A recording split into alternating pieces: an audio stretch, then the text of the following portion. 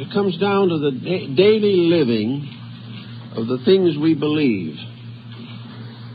I've often heard people give very eloquent discussions on principles and ideals, but many of them are still in trouble themselves.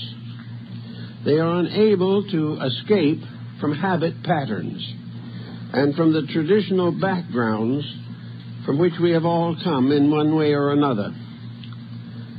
I suppose that the present generation is one of the most complicated in the history of humanity. Not only is it complicated because of the rapid advancements in various fields of scientific progress, but it is complicated by a general revolution against tradition. Most people are blaming tradition for the conditions that they are in today.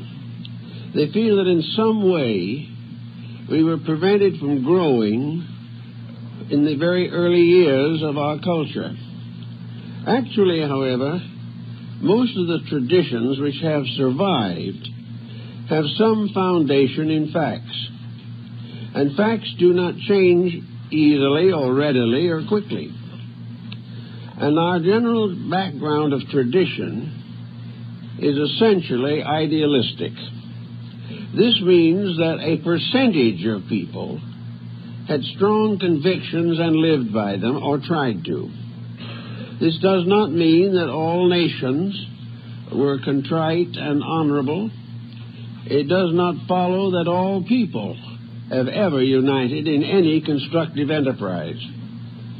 But there was an undercurrent, a foundation of integrities, which this foundation is, at this time especially, unpleasant to contemplate. We do not want to reestablish the foundations of survival. We do not believe any longer in the golden rule. We talk about it, we write about it, but when it comes in conflict with personal interests, we forget the traditional integrity that is at the basis of our civilization. Nearly every great teacher of the past has brought us a traditional integrity. They have all done their best to call to our attention the realities of values. In most instances, some listened to them. In many cases, they were persecuted and martyred. But out of it all came a lingering stream of ideals that simply refused to die. And these ideals were the integrities upon which modern life has been built. But integrities often interfere with selfishness. They interfere with being exactly as free as we want to be. We were willing to fight and struggle desperately to get physical freedom, and most persons have achieved a considerable degree of it. But this personal freedom has not been brought under the censorship of integrities. We feel that we can do anything we want to, but we do not curb, integrate, or educate the desire structure within ourselves. So today, we are confronted by a complicated situation that is disturbing and frightening millions of human beings. According to some late statistics which we have received, the world this year has increased its population by 82 million. Looking forward into the future at a situation of this kind is very disturbing, because every year where populations increase, sacrifices must be made in order to maintain this increased population. Each individual has to work a little harder, gain a little less, give a little more, and be more patient than he ever was before. He is also going to find continual encroachments upon all the materialistic values that he has become accustomed to. The greater the population, the more each individual must give up personal ambitions. If he does not, the entire structure will fall apart. Everyone today is a little bit disturbed, some very much disturbed, by the complete collapse of our social system as we know it, the failure of our political system, the disabilities of our economic structure, and the continual danger to the personal life of the individual. So out of this comes anxiety, a continually increasing negative approach to circumstances. Today there are probably more worriers than ever before in history. Of course, this is partly due to the fact there are more people than ever before in history. But the percentage of worriers is increasing every day. There's hardly a day go by in which individuals do not come face to face with what to them is solid proof of the failure of their system of life. This is something that is bound to cause anxiety. But we have to also realize that these happenings are not accidents. The problems we face are the problems we have caused. And the fact that they were caused by our ancestors and that we may leave them to our descendants, these do not alter the basic fact that man is the cause of his own trouble. Trying to work with this situation tells us very simply that the only cure for the problems that man causes is that man stop causing them. He must in some way change his own approach to existence. Of course, the first thing that comes to mind with this idea is that we must elect someone to do this for us. We must appoint someone to think for us and to have the authority to help other people to see the light and at the same time leave our private interests alone. These must not be disturbed. So we have today a tremendous desire for some heroic personality. We would like to see the skies open and the Holy Trinity take flesh. As this is highly unlikely, we have still other problems and ways of approaching this situation. Admitting that we are living in the day of the great headache, the question is, what are we going to do about it? Are we just simply going to have one headache after another as long as we live? Now, headaches due to worry, anxiety, misunderstanding, misinterpretation, antagonisms of all kinds, these headaches, unfortunately, do not stay in the head. They come out into other areas of our lives. This headache that we have, this grand head problem that worries us, is affecting every aspect of society. The worrier is already on the way toward being sick. Now, if worry was what was intended, it would be unlikely that it would cause illness and be destructive to the human being. We must therefore assume that worry is not the answer. Worry is only a means of complicating the difficulty. So the problem of going around worrying, fretting, stewing, fearing everything that happens, mistrusting everyone, and in a state of perpetual criticism, this apparently is not the answer. The proof of that is that it is solving nothing and making us sick. Therefore, we should begin to think in terms of how to act so that we will not be sick. The solution to the problem lies not only in our fears and anxieties, but in the solution of the causes of these fears and anxieties. It is useless to assume that the rest of humanity will agree with us on any subject. In fact, it's hardly worthwhile trying to convert other people. For just as surely as we are trying to convert them, they are determined to convert us.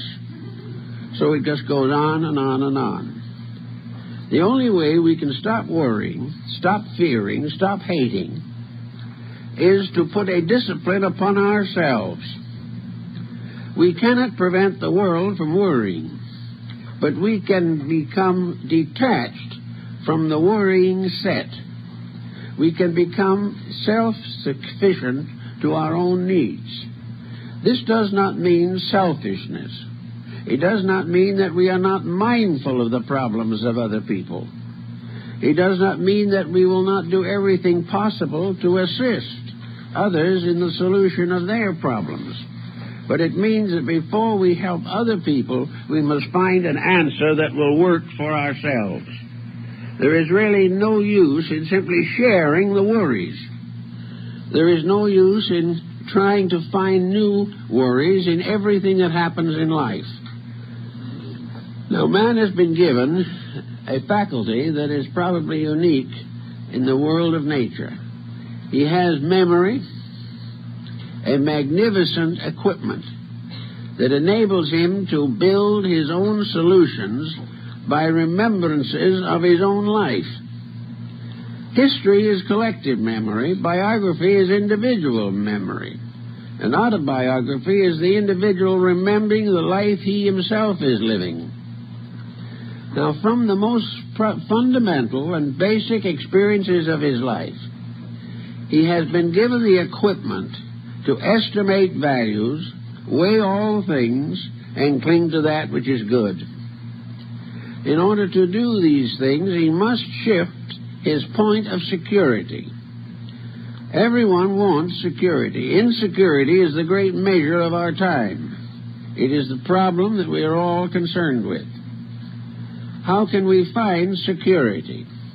Well, it's obvious that the various patterns we are now following, these are not bringing security. The individual today is trying to find his securities where it is not, where these securities have no factual existence. One of the most basic problems here is the emphasis upon wealth. Most people are still convinced that if they have enough money, they are safe. Of course, it much depends on what they do with the money. If they take it to Las Vegas, they're not safe. Also, there are many investments which are very tempting and will lead to loss. But essentially, the individual feels that if his income and his economic status is secure, he has nothing to worry about. Facts are against this conclusion. For I've known a great many wealthy persons, and probably most of you have also known many who are more than comfortably fixed, who are worrying worse than anyone else. They're worrying because their wealth has been destroying their children, breaking down their homes, and making themselves sick. So physical securities are not the answer. Physical security is good if it's available. But as a goal, as an answer to the eternal problem, it is a failure. In the first place, there is no way in which everyone can be rich. And as long as there are various levels of finance, there will be conflict. So money is not the answer to our problem of security. The next possibility seems to be intelligence. Can we, by some means or other, think our way out of this dilemma? Can the mind solve it? Well, the mind has been producing solutions since the dawn of time. But these solutions are interesting, fascinating, very tempting, and can completely take over the life of a person. But these solutions are not solutions. All the mentality that we've had in the world up to the present time has been unable to cope with war, with crime, or with poverty. The mind tries to find answers, but every answer the mind finds and tries to apply comes face to face with obstacles that the mind cannot solve. The truth of the matter is that the mind is an interesting, fascinating bit of equipment, but it cannot correct the present existing circumstances. Now, the mind has given us a wide area of sciences and philosophies with which to cope with life. The mind has made possible science, but science is not solving anything. Science gives us a cure for some minor ailment, perhaps, or even a major ailment, but in so doing hands to the world mechanisms which could destroy the entire human race. Science has a very great weakness, and that weakness is the failure of humanitarianism in the scientific program. Science is concerned with knowledge. It is using the mind to advance its own purposes. But when it comes to taking care of the widow and the fatherless, science is not a great success. Other fields of learning, the arts, are corrupted. All of the various elements of mental activity show problems. Philosophy in our generation is virtually non-existent. What we call philosophy is a higher intellectual materialism. Our modern philosophies are based not upon ideals, but upon material institutions. We send our young people to the universities, and they have the minds trained. They come back from the university, and within a few years they're in trouble. Even while they're in school, they may be subjected to narcotics, alcoholism, and other corruptions. Therefore, education has not been able to keep its own campus clean. Therefore, there is some question about it being able to solve the problems of mankind. So individuals look in all directions to try to find some answer to this very pressing problem. This mass of problems arising from something that must have a solution in the individual. Man will never be confronted with a problem he cannot solve. But he may be confronted with problems he will not solve because the solutions are inconvenient. Therefore, we can come now to the next issue in the problem. What is there that the individual can cling to in this great stress of modern living? The first natural answer to this is religion. But religion also is at a very serious disadvantage. Religion presents us with abstract virtues. Religion provides us with a concept of an invisible causal universe beyond our perceptions.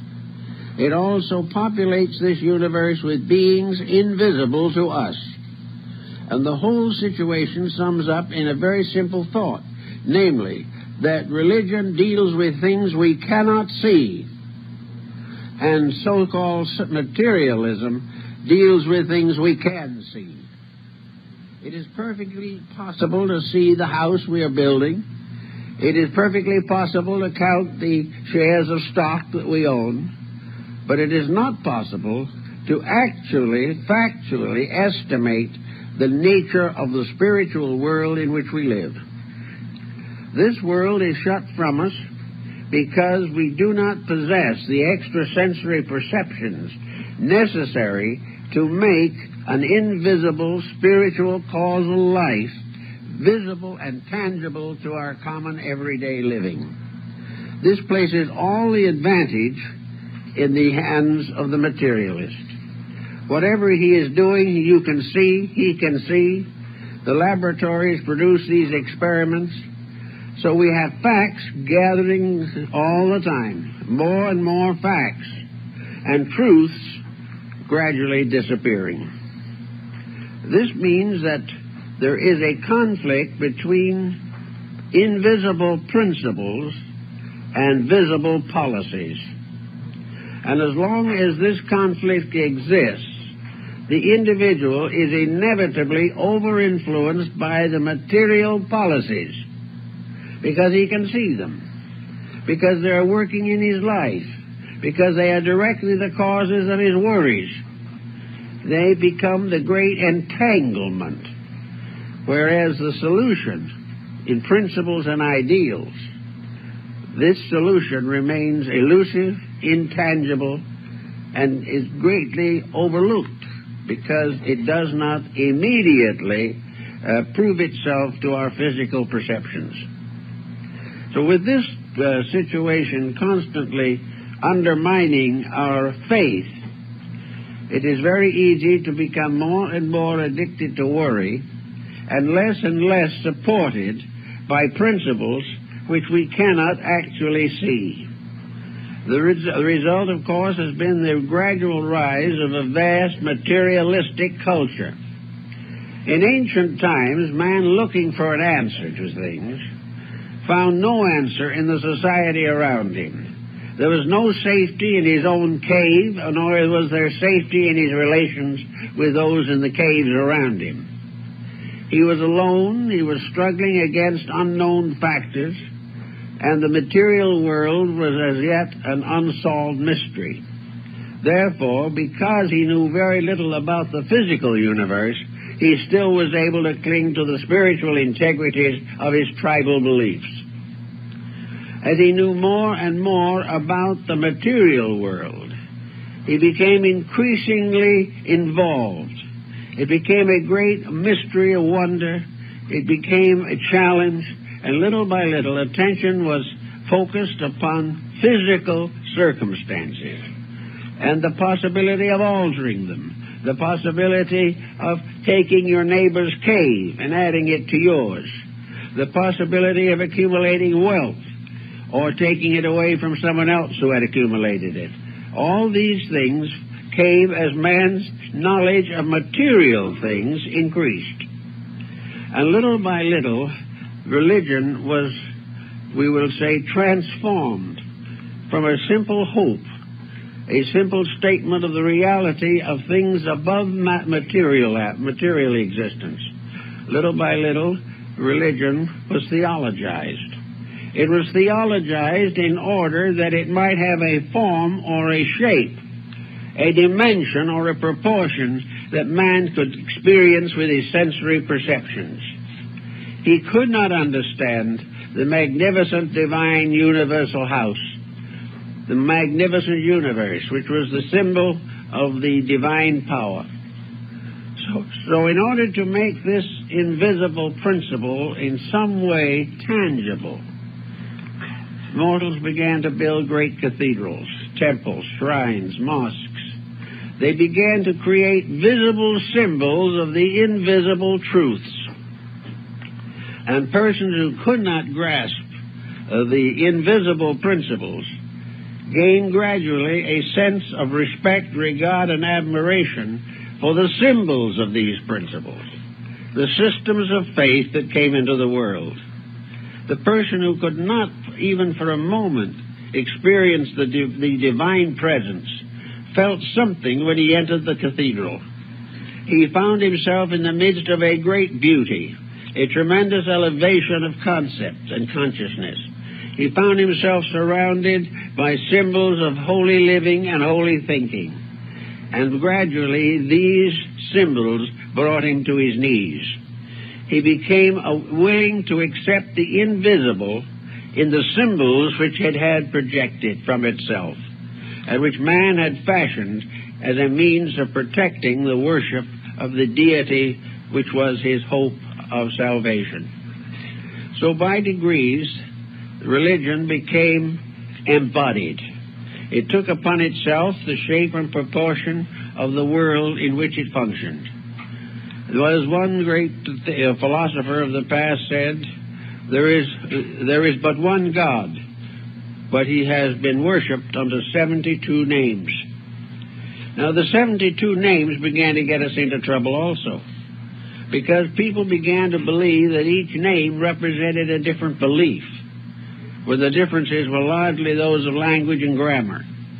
And actually, the same ideal abstract concept of deity was present in all religions. The important point is that gradually the world was filled with sanctuaries of faith. Some still stand, others are ruined. Some more will be built. On and on, a certain type of human being will gain the strength of worship by beholding the houses of his deities, beholding the works of other pious people, as these works are exemplified in the stained glass windows and the mighty arches and spans of cathedrals, churches, and temples. So we have the interesting phenomenon of man trying to make invisible things visible and achieving to a degree. But this degree soon got him into another difficulty. These various institutions which he created for the purpose of inwardly experiencing the sublimity of God gradually became involved in various theological complications. And these complications attempted to standardize men's beliefs, to force them to accept certain doctrines or policies regardless of their own internal attitudes or concepts. Gradually, therefore, religion was transformed into theology, and the priests of antiquity became the theologians of later time. These were individuals who were very largely dogmatic. They served dogmatic beliefs. They served certain attitudes. They held certain convictions as inevitable and absolute. And gradually this descended to the time of the Universal Reformation, so to say, the religious rebellion, which brought an end to the medieval world. After the Reformation, religions in Christendom began to break up. More and more individual theologies came into existence. Sect after sect rose, each with its own peculiar concepts and beliefs. And these sects ever since have been locked, to a great degree at least, in an intense competitiveness, an infinite belief that they are right and that therefore others must bend to them. Well, this goes on until another something came along, and that was what we call the Age of Enlightenment, the Age of Humanism. It was then gradually obvious that the public was resenting the dogmatics of theology and was therefore striving to liberate itself from the arbitrary doctrines which were supported only by theological institutions. These doctrines gradually came into conflict with human interests and attitudes. As a result of this conflict, we find finally the rise of science and the definite basic antagonism that developed between science and religion in all its forms. These various changes came to the individual, and in the 20th century find the individual himself without any solid psychological, religious, spiritual, or even scientific support. He comes into a world that is dominated by millions of persons, each with ideas of their own, which cannot be reconciled with the ideas of anyone else. Therefore, instead of having a solid unity upon which to build something, each individual is under the pressure of a common dissimilarity. Everyone is trying to do his thing in his own way, and very often at the expense of other people trying to do their thing. So here we are now in the closing years of the 20th century, and we are here with practically no solid foundation under anything. We are searching for various integrities, and it has been obvious for a long time that science is not going to solve the problem of man's salvation. If it is able to extend the length of life, as it may hope to do, it is only going to give the individual more years in which to be miserable, because it is not giving him any good reason for the life he has. It is not making his life here useful, happy, pleasant, and constructive. It goes on helping him to physically survive, but it does nothing to make his survival important or to make his survival useful to anyone. The idea that he is going to be remembered by his descendants is a vanity in itself, just as certainly as we do not, at this time at least, have any particular regard for our own ancestors. It is all a problem of floating on the surface of an unsolved mystery. And in this condition, many persons just simply give up. They thus see no longer any reason for anything. Yet within themselves they have the faculties necessary to discover the reasons for almost everything. But because of the traditional attitudes, because of the limitations of our educational system, and the corruptions of our economic and political structures, the individual has no moral support to try and improve himself. He feels that the only thing he can gain by going against the system is to end up unemployed. He does not find any solution to the needs of his own inner life. There are things he would like to do, but when he is actually given an opportunity to live according to the convictions he claims to have, these convictions soon fall apart. He says he would live better under better circumstances, but up to now, there have never been any circumstances sufficiently good to make the individual live well. He thinks he's going to. He thinks if his worries are taken from him, he'll be happy. So he has some of them taken from him, and now he's worrying because he hasn't got the worries. That's frightening him. He thinks he must be failing in some way if he doesn't realize the seriousness of the situation. All these problems sort of gang up on people. They are not really prepared to handle them. They've had no background of training. The education they have is virtually useful only to make a living, not to make a life. Actually, we need a complete shake-up of the entire system. But when we think of shake-up, we think of anarchy. We think of some despotism taking over, destroying our freedom, and forcing us into a state of discipline of some kind. Then we realize that this is also motivated by materialistic ambitions. We are not in a position to solve most of these situations. Now, one thing we have to learn to do, and that is to accept the complication as it is. We must stop dramatizing and emotionalizing it. We must simply say, this is it. This is the way it is. And in all probabilities, in most ways, it's going to stay this way for a while. And it's going to probably stay this way as long as we live. Therefore, we are going to be born into confusion.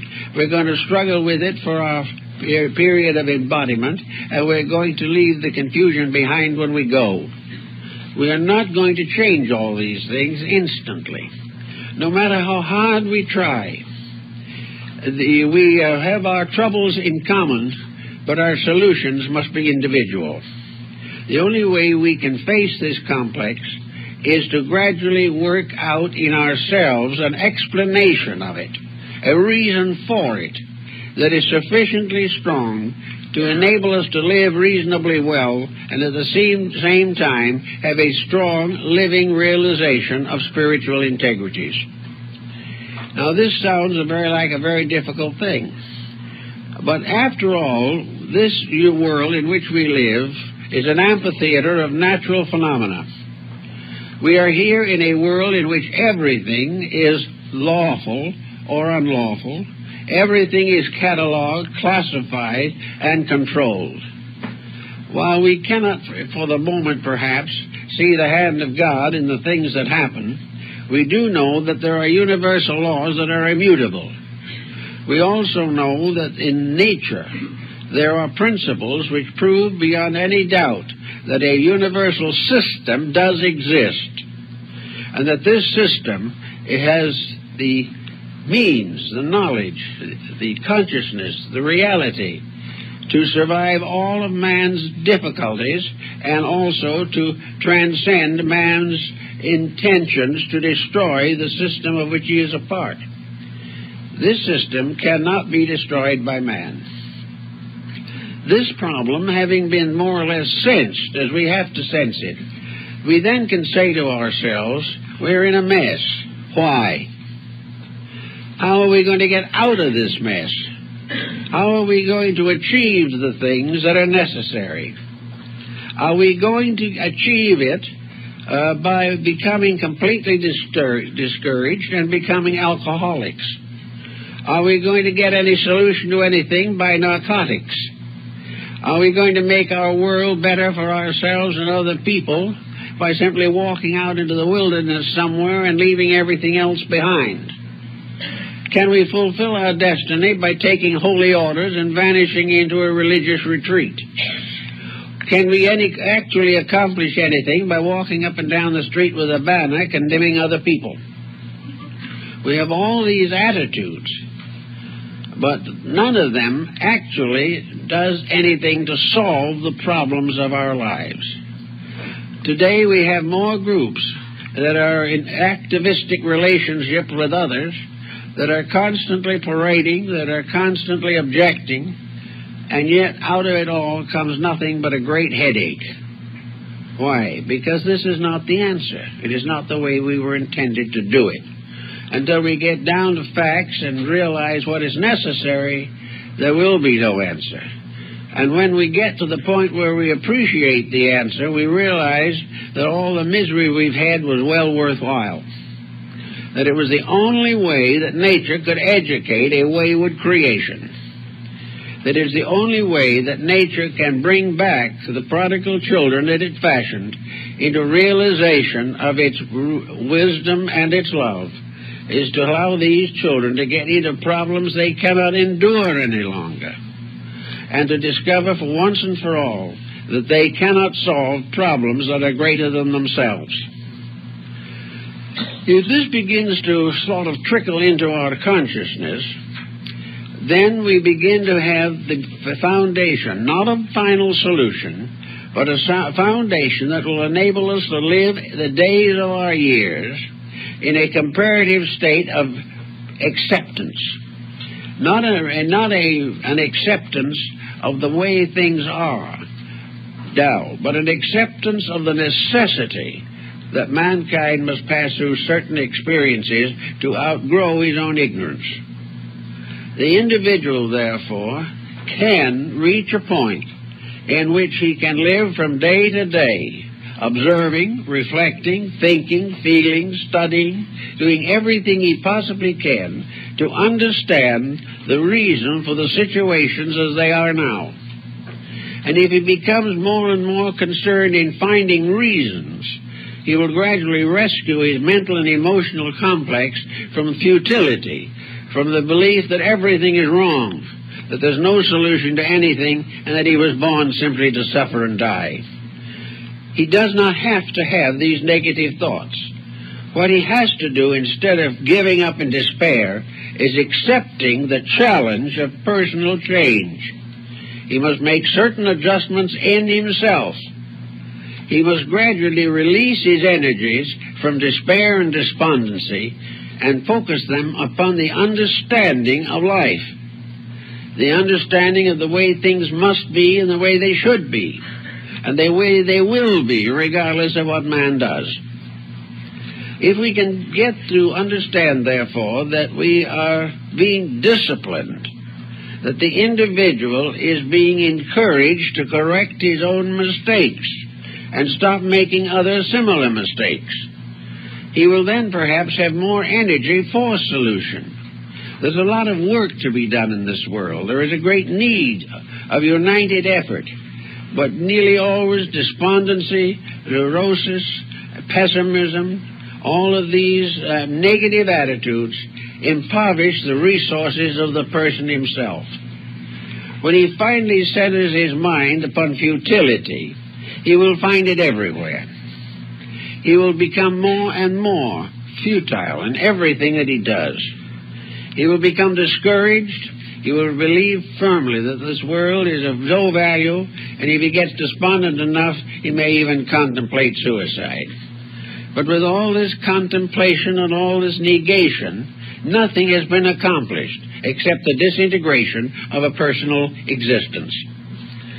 Taking this point as a basis, then, of something to do that is a different point of activity, the individual should begin to try to observe the working of universal law in the various occurrences of his life. He must begin to see reasons for things which he now regards as merely miseries. He must begin to realize that he lives in a world of lawful procedures and that he must abide by them. Now, on some levels, we're beginning to get a little wiser. But up as to now, it hasn't been considered a general improvement. One of the fields in which we seem to be getting a little smarter, at least, is nutrition. We have discovered finally what we should have known always, but which we didn't need to know until we broke the rules. Namely, that nutrition is a very important factor in life, that it cannot be ignored, that the individual who wishes to have better health must concentrate his attention upon learning how to have better health. He must study the problems of nutrition in himself. He must discover his own mistakes due to appetites. He must discover why he cannot do just what he pleases and at the same time maintain bodily health. So here we come face to face with facts, and we're gradually beginning to face them with more or less conscious intelligence. Now, our mental life is also in constant need of nutritional education. What we take into the mind is a phase of our nutritional problem. If we take in the wrong thoughts, we're going to be just as bad off mentally and physically as we would be if we eat food that is improper to our needs. The individual can be allergic to attitudes, and everyone, more or less, is allergic to negative thinking. It will never help him, and it will almost certainly hurt him. Now, this doesn't mean he won't live through it. He may have negative thoughts all his life and pass the century mark, but he will simply have extended the period of disappointments, disillusionments, and disasters for himself.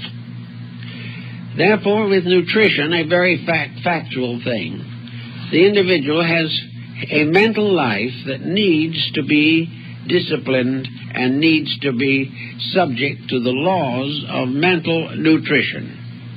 He breaks these laws every day in front of his television, or he breaks them every day in the various activities which he considers essential. He takes in a constant stream of bad food. He takes in food that is not only indigestible, but in many cases it is hopelessly poisonous. He does the same thing mentally and physically. If he takes in contaminated mental food, he is going to be sick. And most of the mental conditions of our society lead to a problem of contaminated thinking. Now, the person doesn't have to take this on. He can live in the midst of it, but he does not have to become contaminated. There's no law that says that it has been absolutely necessary, inevitable, or irrevocable that an individual has to become an alcoholic. There is no reason given by heaven or earth why an alcoholic has to drive a car under the influence of alcohol. These are things we do ourselves, and our worries are just as futile and useless as these other habits. We have no law that says we have to be frightened. We have no law that says that we have to have a world that does what we please it to do, or otherwise we will be miserable. There is no law that says we have to be happily married or have pleasant relatives or obedient children. These factors do not exist as inevitable necessities. Therefore, we cannot resent or reject the opposite when it comes along. But every one of these relationships has lessons. Everything has something to learn. We are not only indebted to our families for a great deal of valuable knowledge, but our children are indebted to us for inevitable truths. All these things are common necessities of life. We can reject them. We can allow prejudice and criticism and condemnation to destroy all of the integrities of relationships, but this is not because it is necessary. It is because we have chosen to do it that way. We have had our personal conceits rebuked in some way, and we can never forgive the person who did it. Our relatives do not do what we expect them to, therefore we won't speak to them again. It all lies in our own situation.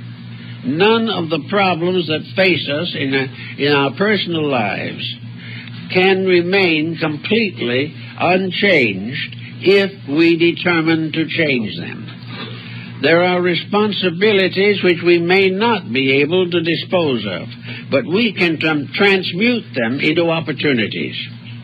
We can do anything we want with the problems of the day if we will place inside of ourselves a measuring rod, a ruler, by means of which we can measure the things that happen in daily life.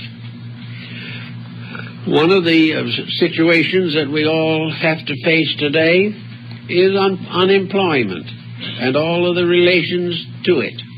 We have to sometimes give up many luxuries that we have come to consider to be indispensable. Many persons are unable to give up anything without falling apart. And yet these same persons, when they pass on, must give up everything and do nothing more than accept the fact. Everything in life can be understood, reevaluated, and accommodated to if we really wish to make the effort. Therefore, if we are good worriers, as most people are these days, we should take some of these worries and see what we can do about them, to see how we can change our own thinking or our own relation to them, and recognize that a problem is a challenge, not a disaster. Now, we cannot always solve a problem, but the moment we come against a problem we can't solve, this is highly educational in itself. The fact that we can't solve some common human problem may just be a proof of that we are not infallible, which is a discouraging discovery to make, because we wish to assume that whatever is necessary, we know it. Whatever we should be doing, we do it. And to suddenly wake up and find that we are not getting anywhere with our own infallibility can be one of the most important lessons that we will ever learn in this world. It suddenly gives us the opportunity to recognize that what we consider to be the proof of our wisdom is merely perhaps only the pressure of our own egos determining what we're going to do. So we can begin to find out, for instance, that our advice isn't always good. If our advice isn't good, why? Is it because we've had no opportunity to learn?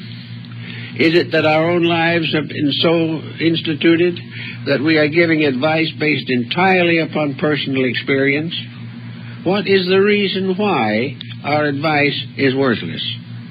Our advice is usually worthless because we have not actually learned any of the lessons of life that would make our advice significant.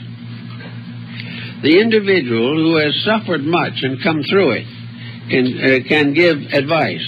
The individual who has suffered little and is sorry for himself all his life has very little to contribute to human problems. So it's a matter of gradually gaining an integration within yourself. And this integration begins with one basic conviction, that the universe is right. The things that happen because they must happen. And they must happen because the law of cause and effect is immutable.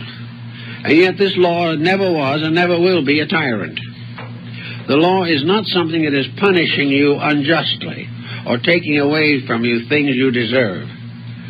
The law of cause and effect is reminding you whatever that you want in life that is worthwhile, you have to deserve. You have to earn happiness. You have to earn security, not in the terms of a business venture, but in terms of internal acceptance of value. We all come into this world with nothing. We even have a body that for a long time isn't much help to us. We live a while, 80 years perhaps if we're lucky, and then we leave this world. And we leave it with nothing at all, except what we have developed within our own consciousness. If there's anything that survives, it's the soul and the inner life enriched by good works and by understanding and insight. Other things are useless. If we die of a broken heart because we can't take physical wealth with us, we are really in a very impoverished condition. And if we leave great wealth to our descendants, we are likely to be doing them a great harm. So nature, in its own quiet way, can give us the securities we need. Let's look around ourselves for a while, and in other people, try to see the consequences of attitudes. Try to see who among the people we know is perhaps the most happy. If we know one individual or two or three individuals who, out of a good lifetime of years and experience, are still strong in faith, who still are able to rise above the emergencies of living, when later years face the future with peace and calm of spirit. What have these people that we do not have? And we'll generally find out that it is a disposition that is based upon constructive reactions to circumstances. These people are not the ones who never suffered, but these are the persons to whom suffering was a maturing power, not a rotting one. We will also find that most of the people who are happy in this world are satisfied with little, cherish the things that they do enjoy with great quietude, with patience, with understanding, with gratitude. These people are grateful for small mercies. We are ungrateful with great blessings. Therefore, our lives are not as theirs are as the years go on.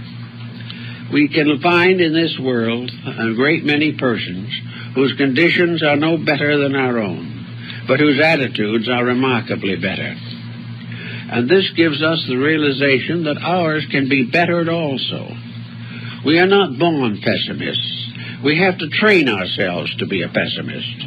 We have to gradually eliminate from our lives everything that is good. And we almost always have to blame someone else for the tragedy, because very few people want to accept the fact that they are wrecking their own lives. So out of a little thoughtfulness comes the possibility of the person gaining a stability in this period of stress, which is a thing we all much concerned with. And we will find ultimately that no change in our outward circumstances will produce this stability. We can move into a smaller house, it may help. We can move into a larger one, which will gratify certain ambitions and bring with it more responsibilities than we can carry. We can do all kinds of physical things, trying to find that peace that the world is seeking. But it will still be elusive, because everything that is physical is transitory, and the only thing that is not transitory in man is his own soul. And this is the thing which he must educate, he must release into manifestation, and he must serve with fullness of heart and mind. So if you finally decide to do something about it, begin the cultivation of constructive living and thinking. Let the mind be concerned with something that is not worldly. Now, many things have come along that people have found to be very helpful in the steadying of their emotional lives. Service to other people is a tremendously remedying factor. To forget our own needs, our own wishes, our own desires, to help persons less fortunate than ourselves, has one great virtue. It takes our minds off of ourselves. And it is the individual with his mind locked on himself who is in the deepest trouble. Then there are all kinds of constructive attitudes. The individual can begin educating his life. And in most persons, the education of his life will involve and must involve some religious insights. Now, religion is a very personal thing. Religion is a relationship between the individual and the divine power behind and within himself. When it is viewed this way, it is called mysticism. For mysticism is the belief in the immediate possibility of direct contact with the divine. It does not require intermediaries. He does not require that the individual follow the concepts or traditions of other persons. It means that through the natural expression of internal integrities, the individual penetrates into the core of himself and receives virtue and refreshment from that power which lies at the root of his own nature. This means, of course, that the calming of the mind is of the greatest importance. The individual who is constantly agitating his thoughts with negative attitudes is not going to have this calmness. But quietude, which was, of course, the basic religious concept of what were called the Quietists, which included the Friends and the Quakers and a number of Oriental sects, this quietude is an expression of the term, "Be still and know that I am God." Instead of worrying, the stillness helps. Stillness is not an escape from worry. It is an internal realization that there is something deeper, more valuable, more useful, and more beneficial than worrying. It is worrying that is locking us away from our own inner lives. All the criticism and condemnation and irritation, no matter how much we believe it to be deserved, is simply cutting out our own internal experience. The more we fix upon outside problems, the less time and energy we have to release internal strength. So one of the simplest things that the worrier can try to do, if he is so minded, is to take on interests that break in on the worry pattern, doing things that are maybe not important physically, but are very important as release of understanding and insight. The studies of arts and crafts, the experience of doing things with the hands, these are very valuable to the person whose mind is troubled all the time. The individual cannot divide his energies equally on two different levels simultaneously. Therefore, if you can't do anything better when the times get pressureful, just sit back quietly and knit. Anything to use a power to separate the person from negative thinking. If you have to keep your mind on something else, this helps. Poetry is of a good nature, is a great help in these pursuits. A very fine inspirational literature can help. Not necessarily a highly advanced intellectual study of the universe, but simply gentle quietude. Poems that reach into the heart of things, that bring gentle messages of peace and contrition to the tired person. But whatever it is, gradually educate your mind until you are able to tell it, I want you to see the good in things. I want you to observe progress. Now, in seeing the good in things, we do not want the mind to find good in the things that have never been any good. We do not want the mind to go back to its old habits. To see the good in things for the average person is to realize that an experience is meaningful, and that out of the things that happen we grow, and that a misfortune is not a blight upon us, but a challenge upon our resources. To accept the challenge of growth, we must avoid the tendency to try to escape growth by economic means or by travel or by change which has no direct bearing upon the facts. If you can achieve a certain amount of peace within your own nature, you can then begin to re-educate yourself. It may take some time because you may not be able to just re-educate everything at once, because you may have to re-educate your background back 3 or 4 generations to get at the root of some of it. Your families have been made up of warriors. Everyone has struggled for something that he either didn't get or lost afterwards, or perhaps even more often got it and no longer wanted it. These things you have to work out in your own life.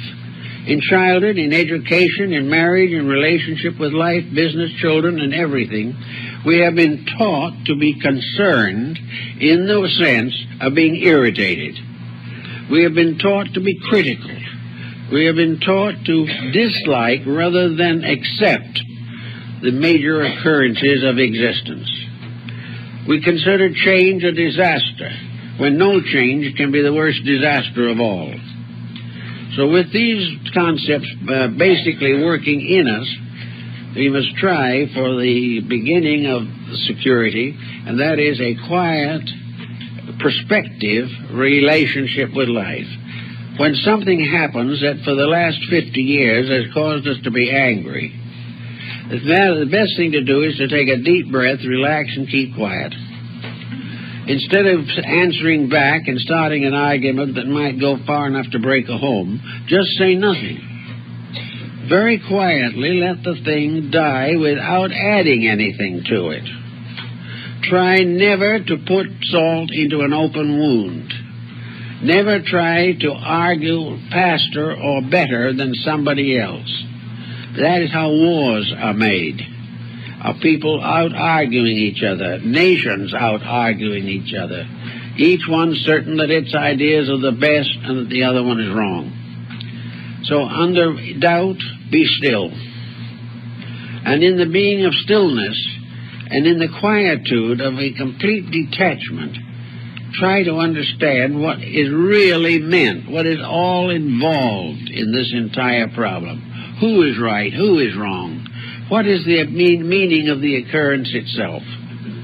Little by little, if you do it this way, things become symbols of value instead of symbols of loss. By degrees, the individual can gain great insights from the quiet acceptance of life. He can also observe the consequences that come to people who are not self-controlled. He can see how the argument leads to another tragedy.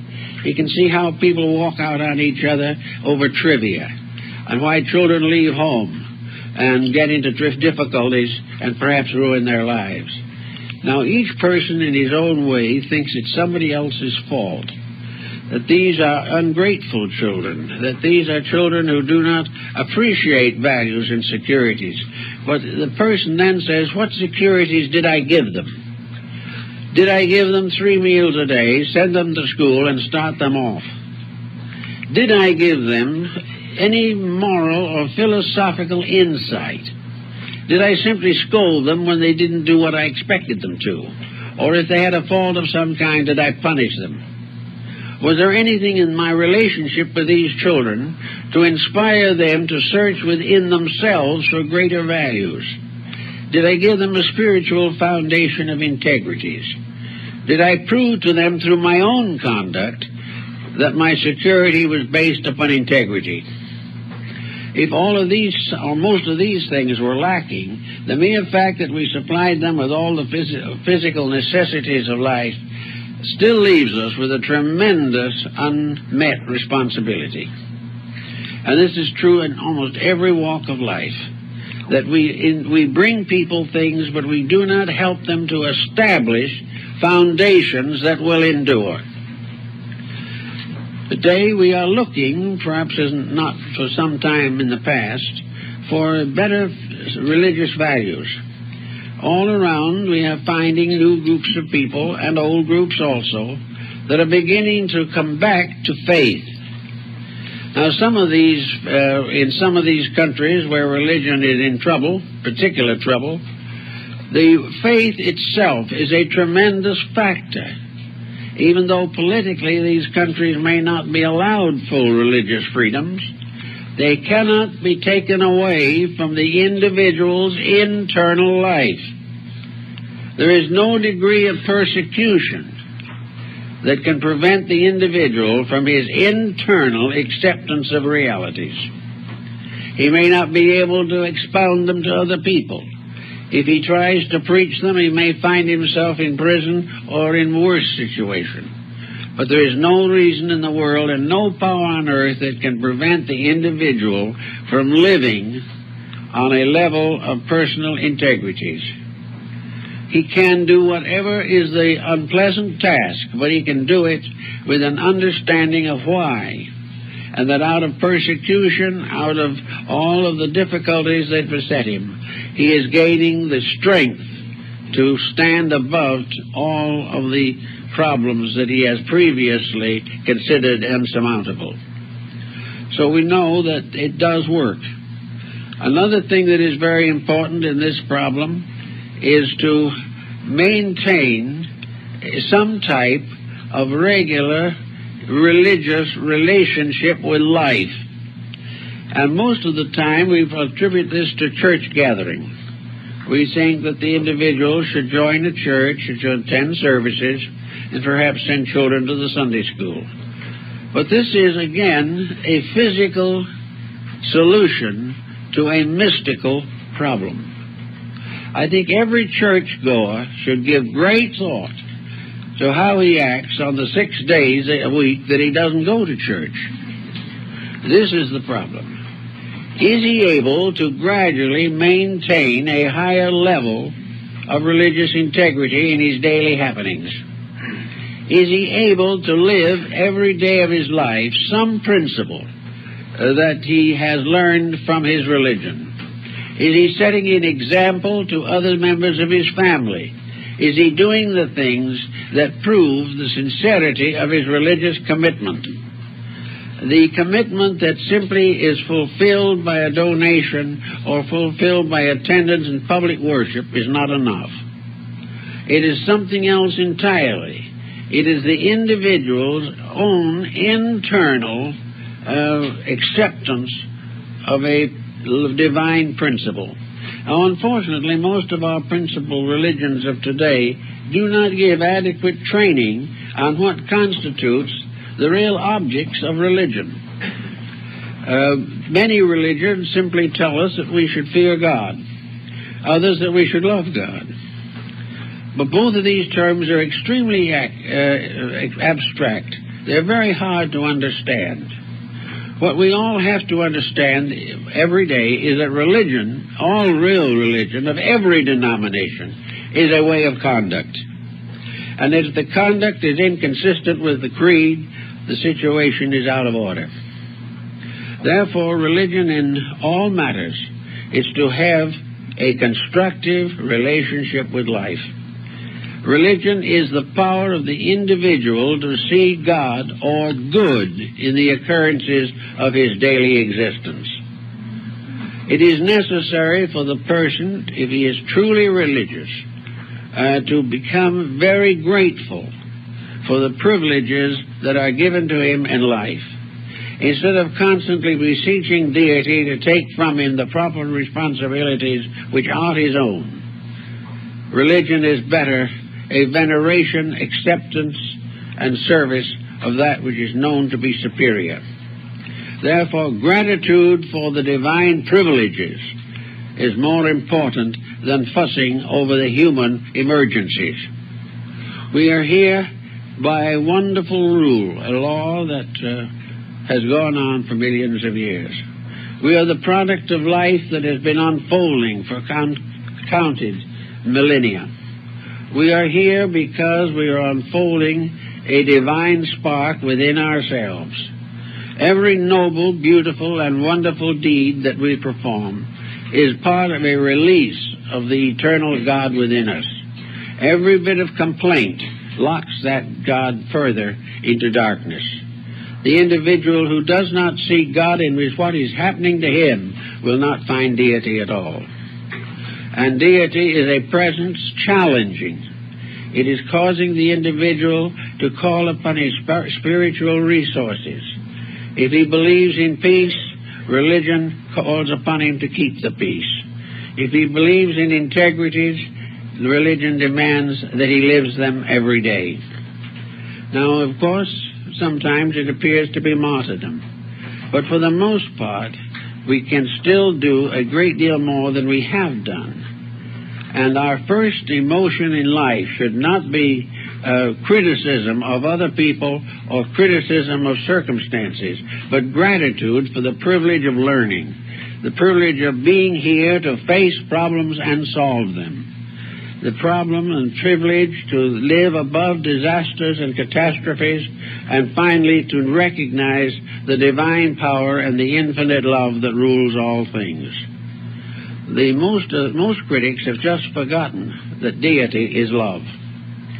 They have forgotten that the things they don't like are practical evidence of divine love. If the divine spirit was not all loving as well as all wise, it would permit individuals to make mistakes on and on through the ages until they completely eliminated themselves.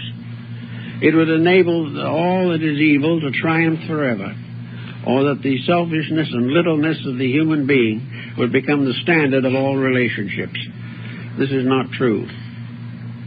Actually, that which loveth most is that which chastiseth, that which finds ways to correct mistakes before they become impossible.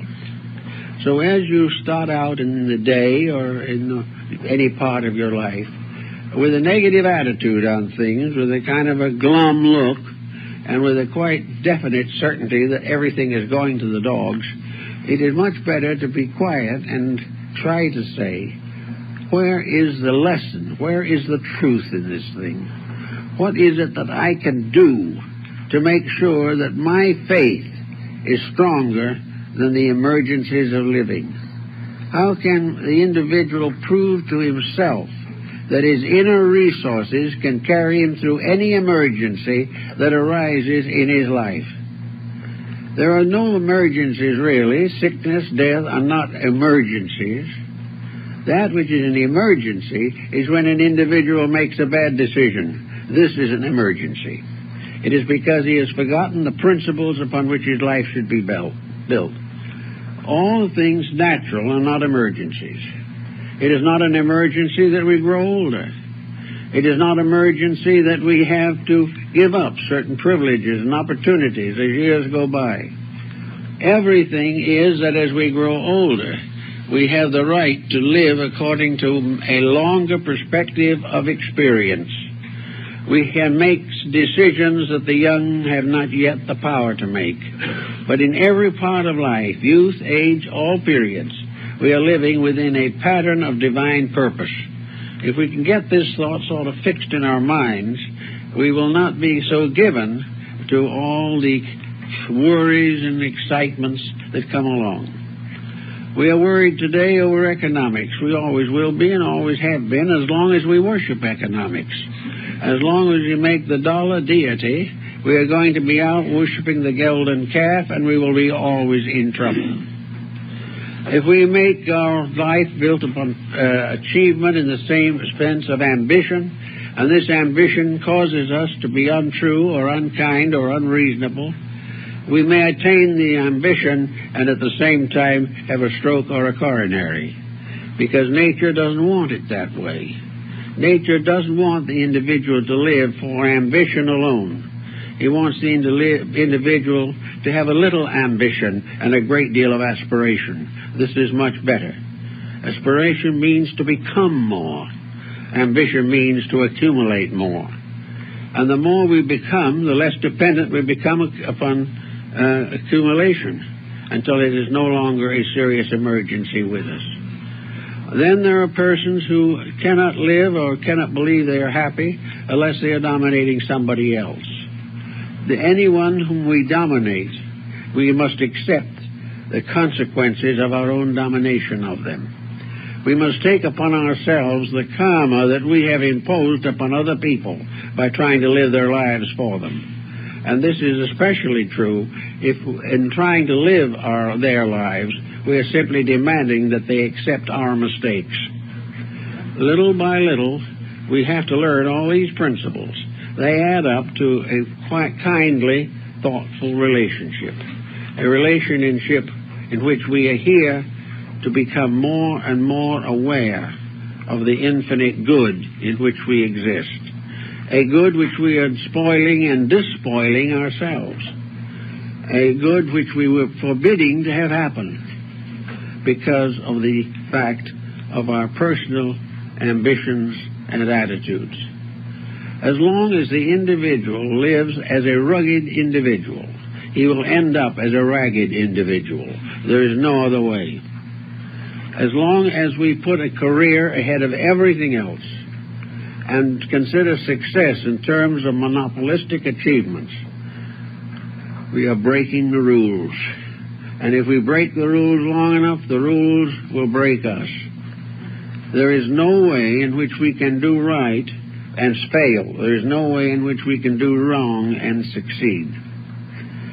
In this emergency of the 20th century, ultimately the thing that is going to happen, has to happen, is that the Tower of Babel that we ourselves have built is going to fall down. But this does not mean it will carry us to oblivion in one terrible experience. It simply means that the individual will be faced with restoring or reconstructing a world which he has destroyed or devastated by his own false attitudes. Suppose you've been an alcoholic for 20 years and suddenly decide to get over it. Now, it's going to take an awful lot of willpower to do it. It is also going to take considerable personal suffering. And it may be that you'll have to be hospitalized for some time to get rid of the pressure of this destructive habit. Now, a world, so to say, is an alcoholic. And that can be more literal than we might think, because alcoholism is a blight upon the whole surface of the earth. But also, alcoholism is a symbol of a way of life. It is a habit-forming symbol of man's selfishness. It is part of a grand pattern in which everything we have done, everything we have thought about, everything we have lived for, has been dominated by self-interest. It has been dominated not by the law of what we should do, but the law of what we want to do and will do regardless of consequences. The only part about it that's uncomfortable is the consequences. But they are there, and they always will be there, and no one will ever be able to get rid of them. So if we are in a bad habit, if our world for several thousand years has been doing it wrong, this will never for one moment change the fact that it is wrong. There's no possible way in which we can cultivate so many vices that any one or all of them can become virtues. The trouble stays the same. Nothing changes. No matter how much legislation we make, how many rules we make, or how many of our contemporaries make the same mistakes, the mistake is a mistake to infinity. It will never be changed. The only way to get over the mistake is to correct it. Now, with this type of thinking, we can sort of relax a little bit, I think. We can live from day to day trying to be what we were supposed to be. Kindly, well-intentioned, humanitarian persons, with as much mutual affection for each other as is possible for those who know very little about each other. But to kindliness and fraternity and cooperation, to a constant searching for something that is truly better, and realizing that the successful life is a life dedicated to service and not dedicated to accumulation. As we go along like that, we can smooth out a lot of this worry, fear, all this hatred, all this struggle, which means people come by the thousands to seek help from physicians, mentalists, psychiatrists, and all types of healers, simply because they cannot live with themselves. They have allowed their personal feelings to make them so sick that they are on the verge of a complete psychological disintegration. Now, there's nothing out of those people except their own minds. If they can change their attitudes and their thinking, they can be just as happy as they are now miserable. They can be much wiser also, because they will discover that the causes of misery are their own mistakes. They stop making the mistakes, they will be happy. Not happy maybe in the sense of riotous living, not happy in the sense of going out and expending fortunes on luxuries, but happy in a quiet, peaceful relationship with self. A happiness which is the happiness of the normal person, regardless of his economic estate. A happiness that comes from good work, from being busy, from doing our share of the world's labor, for doing honest measure for whatever we are remunerated, and doing everything as nearly as we can, as we would like to believe that God wants it done. That we will try always to keep not only the laws of man, but the laws behind the laws, the eternal laws that never change. If we can do this, I think we can find a certain amount of strength over whatever is going to happen. What we are not aware of, we can't plan for exactly. But if everything we know today is swept away, we lose really nothing. Because actually, one moment of the heart stop and we've lost it all anyway. Therefore, nothing of a material nature is permanent. Whether we lose it now or on the deathbed makes very little essential difference. The thing that makes the real difference is whether while we are living we can use things without abusing them, that we can have or not have, and regardless of our material estate, keep faith with principles upon which the world's survival depends. It's always, therefore, not much use to get all worked up over things. Rather, it is better to prove that we are good Christian people, that we are good religious people, that we are devout in our insights and dedications, by living a quiet life and shedding and spreading around us only confidence that whatever person we meet, we will not build up their negative thinking, but will encourage them as far as we can to find the truth behind their own actions. We may not succeed, but at least we will not build up their troubles by adding more negative thinking to theirs. If they have to live only with their own negative thinking, it's bad enough. But if they have to live with a pile of it that we put on them, it's still worse. So the best thing to do is to try always to be peaceful and constructive and find the good in the thing as it is. Find the lesson it is teaching us. Find a way of superior existence which it is pointing to. And that it's all accompanied by the very simple fact that the more we serve the ego, the worse off we'll be. But the more we serve the soul that lies within, and which is in the God within us, the more we will come into the peace and happiness of realization and final infinite adjustment to the plan of which we are a part. We find all by peace, we find all by quietude, and we find nothing but trouble by fear. Well, I guess that's all, folks.